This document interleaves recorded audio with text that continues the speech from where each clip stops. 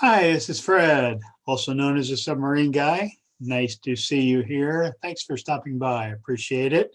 We're going to talk about email marketing, and this is really a master class. There is so much information between this video, other videos, and the blog posts that I'm posting and sending out via email so you can incorporate email to your constituency, to your prospects, to put more money in your pocket. So let's get started. Excuse me. I'm gonna start a video here. Or a screen share rather. That's on my computer. Here we go.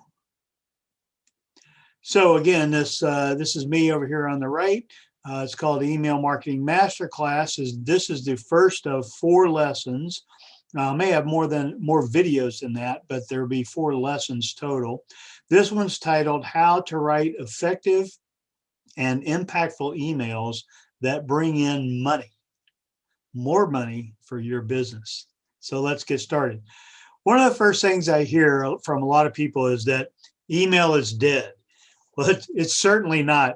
In fact, the funny part about that is you usually get that in an email that says email is dead. Well, duh.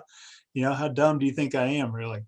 But you can see from the statistics there, people use an email up to 5.6 billion by the end of 2019. Number of people is set to grow to 319 billion by the end of 21. That's a huge growth, not to mention just a flat out number of people that are using email. 9 out of 10 marketing professionals say email is important or very important to their business, according to the Direct Marketing Association. That's a very prestigious, authoritative firm. And Forbes reports that emails produce 50% more sales compared to other marketing practices. Email's dead? I don't think so. So what I've created here in this masterclass is a set of instructions on how you can incorporate it in your business to see this kind of growth and to see how many more customers you can get just literally out of thin air. So first of all, first thing you have to do is to set your goals for your email. There's a lot of different reasons to send email. Obviously, in your case, you want to make more sales, but you can't do that right off the bat necessarily. You kind of got to warm up your prospects and things like that. So first of all, you might get a freebie seeker to become a first-time buyer as one of your goals, right? You might get a lot of freebie seekers to pick up your lead magnets or your free offers, and you have to kind of transform them over to become buyers of your product or your services. You might want to increase your conversions. Say you're not getting a very good percentage conversion. Email can help you educate your customers so that they will develop more trust in you. Once that happens, they'll trust you enough to be able to make a purchase from you. Email can also help you get more cross sells and upsells from current purchases. Now, one thing to remember here is that email can't be sold across certain boundaries, okay? In other words, if you get someone on your list who is interested in your list because you're promoting ice cream, let's say, you could easily sell him chocolate sauce or fruit sauces or ice cream cones or things like that that are related to ice cream, okay? But you couldn't sell him sand for his fake beach in his backyard. You couldn't sell him tree cutting services, right? They're not the same things. They're not related to each other, but things that are in the same realm, the same niche as what your prospect got on your list for, can easily be sold or upsold or cross-sold to your prospects who are on your list. Okay, so keep that in mind. Stay in the same field that you brought your prospect into your list for. You can also help use email to increase your click-through rates. The more people you get to open your email, the more people that will be able to click through to your website, your blog, your video, whatever you're using to market, right? You can build more engagement. One of the statistics that I've lived by since the late 90s, I learned way back when, is that 80% of your sales will come between the 5th and the 12th contact. In other words, you have to contact your prospective buyer 5 to 12 times, and some people say up to 20, to get in the 80% category for making a sale.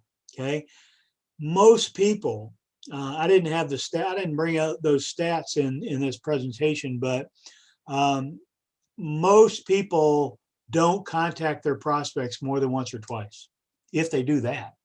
Okay, you got the chance now to use email to keep in touch with your prospects for that required 5 to 12 or all the way up to 20 times, to contact them with more information about your product, more details about your product, more benefits that they can gain from using your products or buying your products, etc. You can send testimonials, you can send related items, you can send news items, you can send endorsements. There's all kinds of things you can send in your email to educate your buyer so that he'll build up trust in you and make more sales for you.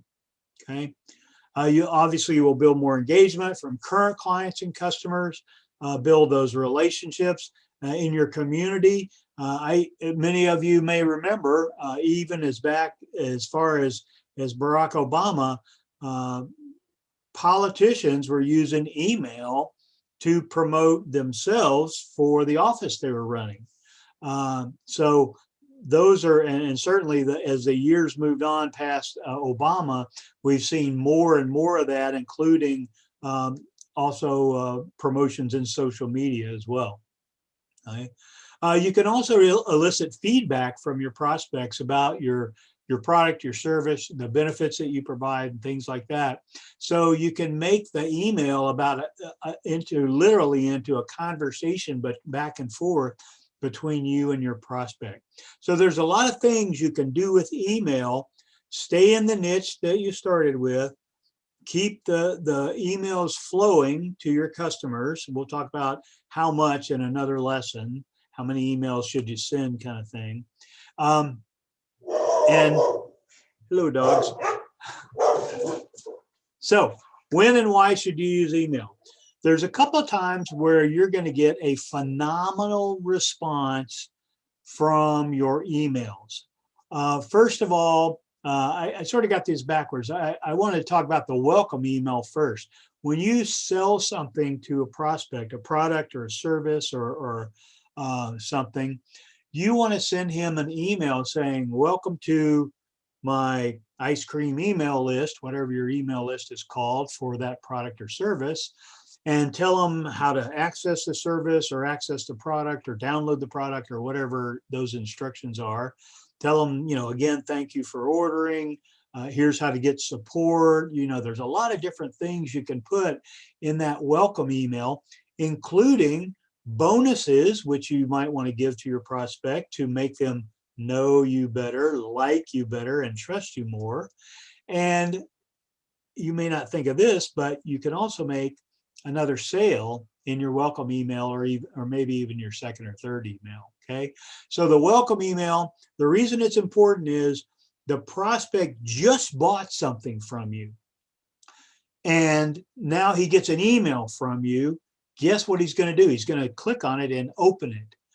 My welcome emails get up to 80% opens. That's just phenomenal. None of my other emails get close to that. I'm lucky to get a 20 or 30% email open rate. But the welcome emails, you've got their attention in the welcome email, so use it wisely.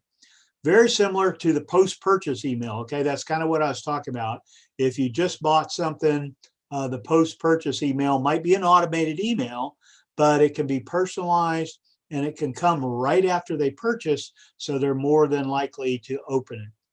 The delivery and thank you page is very similar, only this is your web page where you're delivering the product, delivering the service, or telling them how to access the service, whatever your instructions are.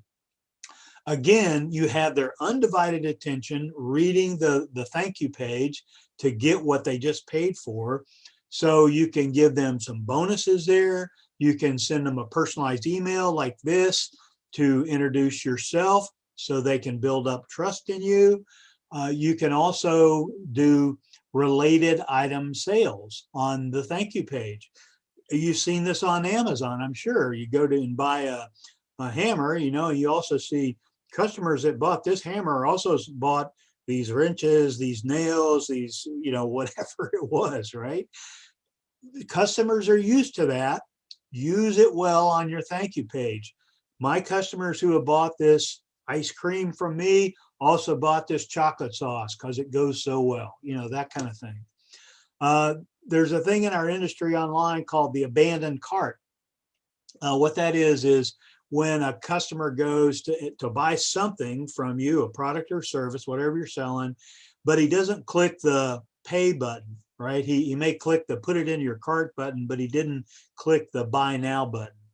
And there's a ton of reasons for that. You know, maybe he's doing it on his phone and he just got home and he forgot to finish, or maybe his, you know, website crashed on him or something like that. There's all kind of reasons to send the abandoned cart email or have your system send that to remind them that, hey, you're going to buy this ice cream. You didn't check it out. Was there a problem? Is there a question I can answer for you? Here's a link to the cart again in case you wanted to continue buying. Okay. Anniversary email. Automation emails for anniversaries, birthdays.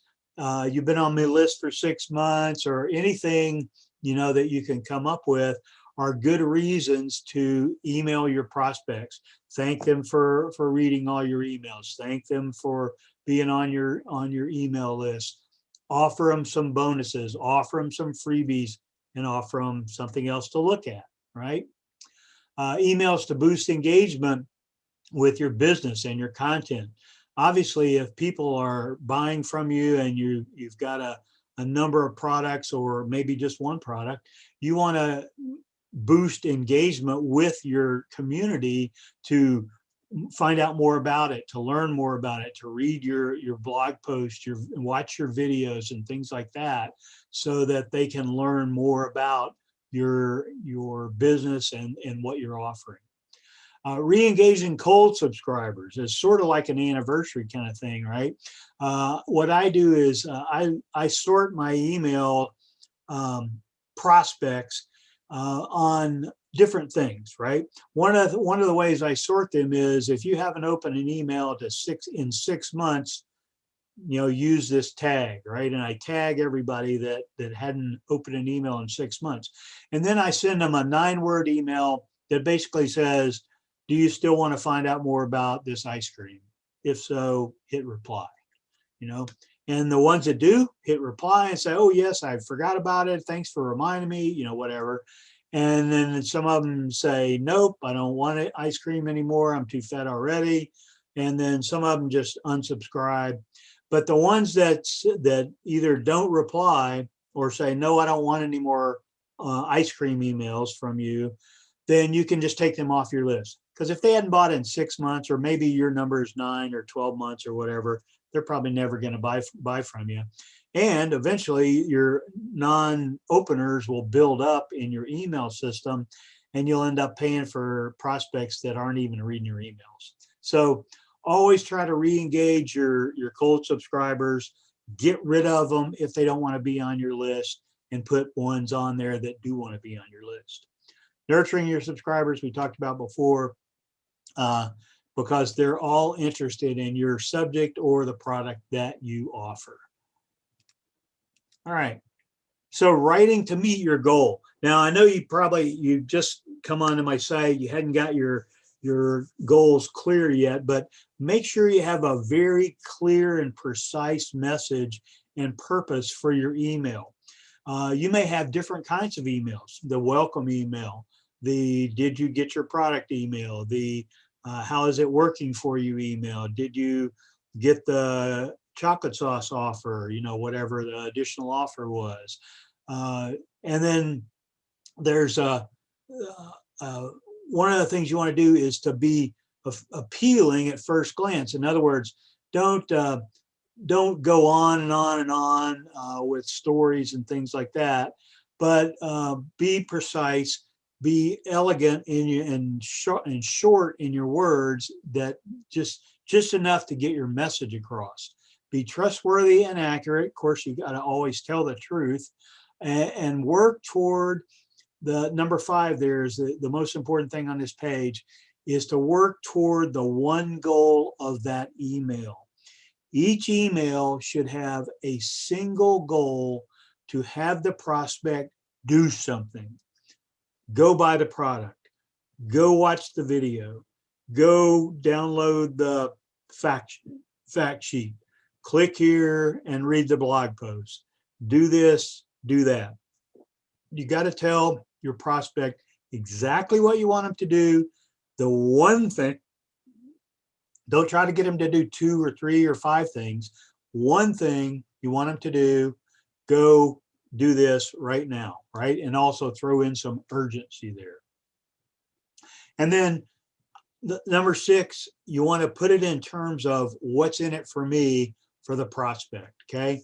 State exactly what your subscriber is going to get near the beginning, and also again at the end. Your taste buds will love you for the rest of your life once you get this ice cream.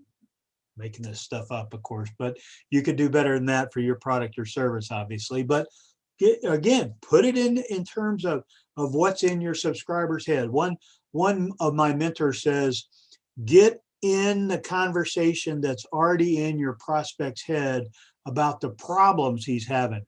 Only then can you adequately understand how your product or service can serve the prospect, and then they will be able to say, oh, well, if that is true, then I should buy it, right?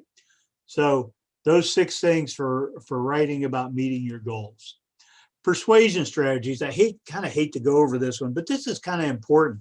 It gets into sales, right? And everybody goes, oh, choke me with a finger here. I hate sales. Well, guess what? We all do sales all the time.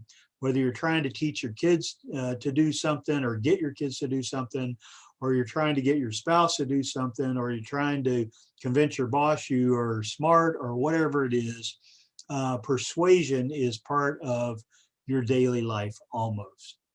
So these 6 things can help you in some of those. Reciprocity means is the quid pro quo thing, is you do this for me and I'll do that for you, or vice versa, right? It's a sort of a, hey, let's work together and I'll do this and you do that kind of thing. You may have some prospects that have good lead sources, for instance, and you need some leads. So if I get my leads from you, then you can join my business, and that kind of thing.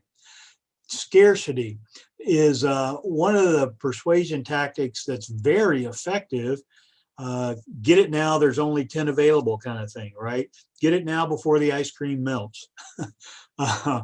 But unfortunately, it's misused a lot. You don't want to misuse the scarcity factor by overhyping it. Okay.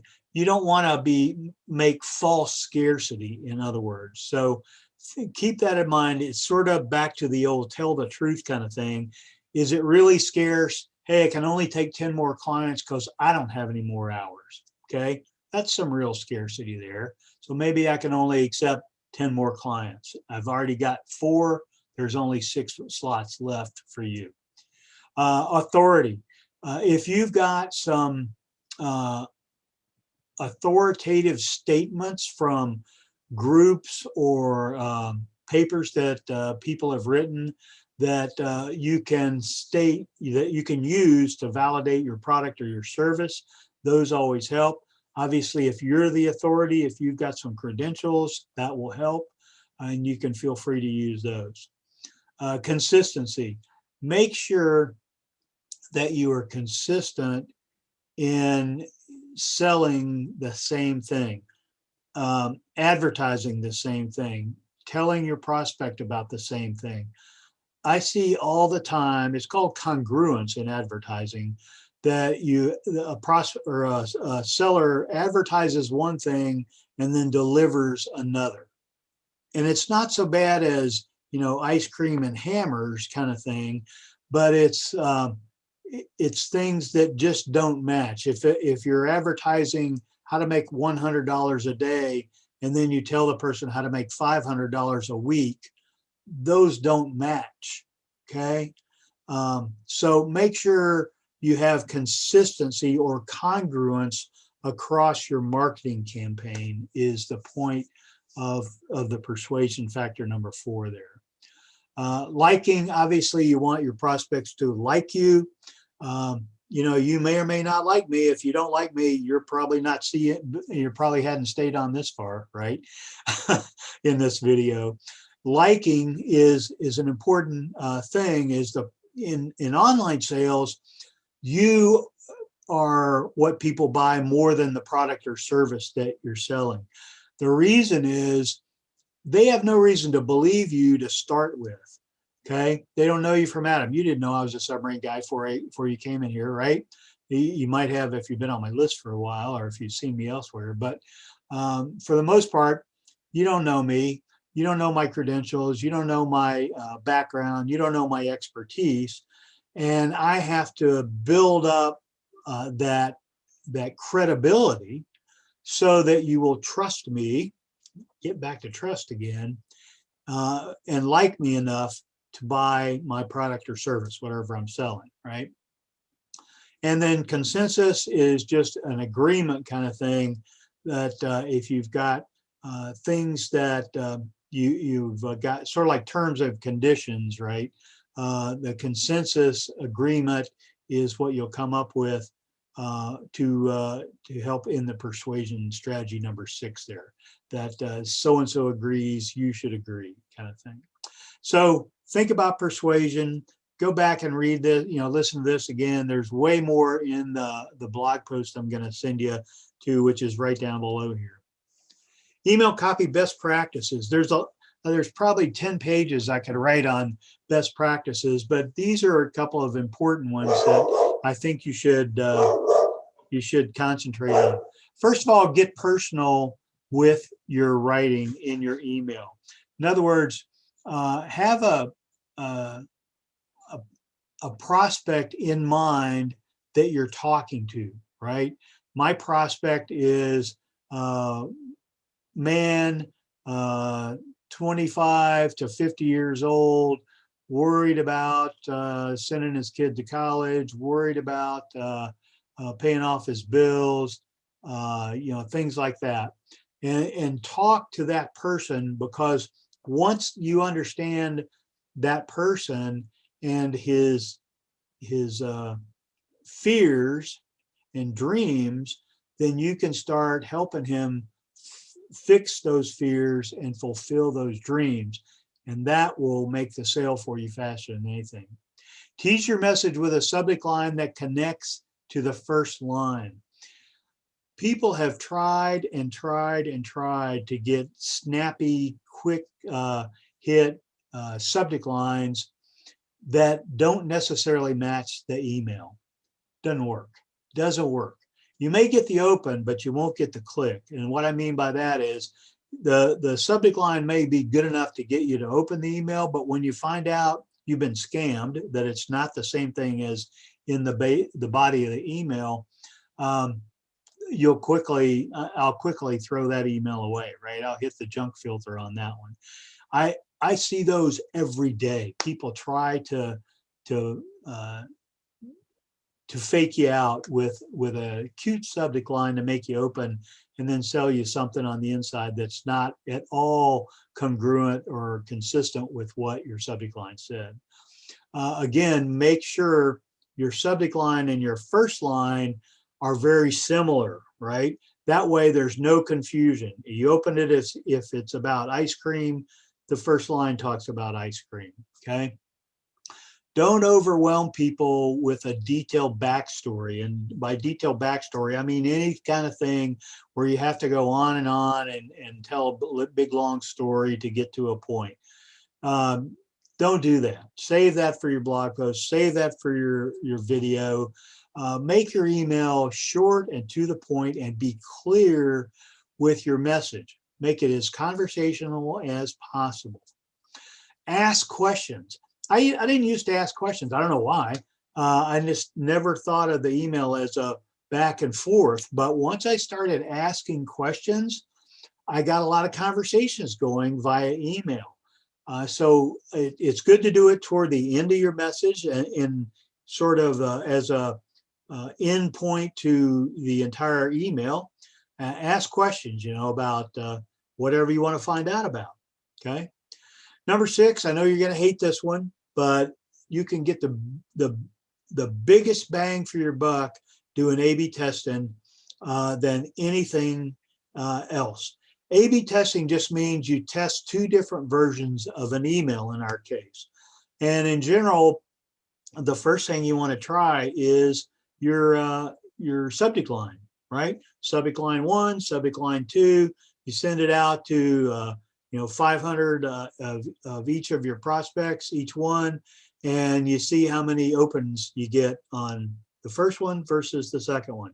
And that has to do with how good the subject line is.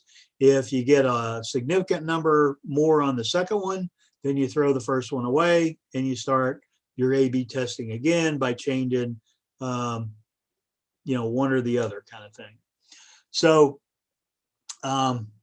A/B testing, I screwed up the first, I'll tell you the truth. I screwed up the first couple technically and didn't get any of the data back. So that, be careful about how you do it, right? But the third and fourth one were astonishing. I went from this was on a graphic where I changed either the color or the first or second word. I can't remember. It's been a couple of years since I did this one, but I changed one word or one color on the graphic from the first one to the second one, and I got a 43% higher open rate on the second one. 43% more people opened the second one than opened the first one. And in my case, I was sending to about 1,000 prospects, and I think about 200 opened the first one. If another 43% opened the second one, that'd be about 80 more people, 86 more people that saw my message from the same number of people that it got sent to. 43% increase by changing one little thing. Now that was one of the bigger ones I got. Some of them were only 20 or 25%, but it's amazing the little things you can change to get these big responses. And if you don't do A/B testing, you'll never know what they are. Okay. So that's not something you're going to do on your first email or your first, probably 6 months, but keep in mind that once your list size grows and you've got the ability to send, 500 to one and 500 to another group, do some A/B testing to see what your open rates do with different subject lines to start with. And you can test click-throughs the same way. You can test, first line messages that way. There's all kinds of things you can test. You just have to say, this is my control. This is what I'm changing. Send out to a similar number of people and see which one does better, kind of thing. It's a pretty simple concept. Make it easy to share your message. People can forward an email very easily. That's always, you can encourage people to share your emails to get it further in distro, obviously. Segment your list. This is a big one, and it's not something I can train you to do right now, but what it means is in the email services like Aweber and GetResponse will help you do this. If you ask questions of your email list and give them potential responses they can click on, you can tag each response. And go back to my ice cream list. I could make a selection that says, do you like chocolate or vanilla? Do you like chocolate sauce or fruit flavored sauce? And give you A/B answers for those kind of thing. And then if you get a number of people who answer that, then you can only send the I like chocolate people the ice cream stuff, right? You can only send the I like chocolate sauce to the chocolate sauce people, and you send the fruit flavored sauce to the fruit flavored people, so to speak, right? It's kind of silly analysis, but that's kind of the idea. Is you segment your list for what the people want, and you just email them what they want from your product or service. Okay. Again, every email has to answer what's in it for me from the prospect's perspective.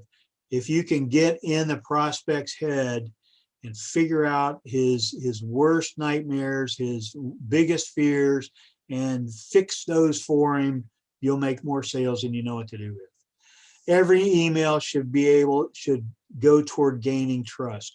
Remember, educating your prospects is the new way, the current way, the best way to gain their trust. If you teach them more about your product or your service and how the benefits flow to them when you get them, the more sales you'll make. Okay. Every email needs to follow good copywriting standards. That just has to do with making sure everything's clear and concise, precise. Don't worry too much about grammar. I know, my Miss Doman would kill me. She was my speech teacher, but you've been trained to be precise in English and precise in punctuation, precise in spelling, but you don't talk that way. And generally, you don't write that way to your best friend if you still write letters and that kind of thing, or even emails. So don't worry about that too much. Now, obviously, if you're misspelling every other word, that ain't going to work either. But if you misspell a word here or there, or you put a colon where a semicolon should be, don't fret about that. Just go ahead. If you can read the email and it reads well to you, then go ahead and hit send. Okay, a lot more to email copy best practices. Read the blog post. You'll see I've got list after list in there of things that you can do to improve your response rate. The biggest one, which I put in big type here and I put some red dots up there for you, is the call to action. Every email you send must have a call to action. It doesn't have to be a sale. It could be go watch a video, go download and read the blog, the PDF file, go read my blog post. That's what mine is, right? Go read my blog post, and things like that, to keep the prospect doing something. Give him something to do every time in every email. Attach some urgency to it. Again, it can't be false urgency or false scarcity or any of that kind of stuff, but urge him to do things now, to do things today, or do things, before you forget about it, things like that. And repeat the call to action.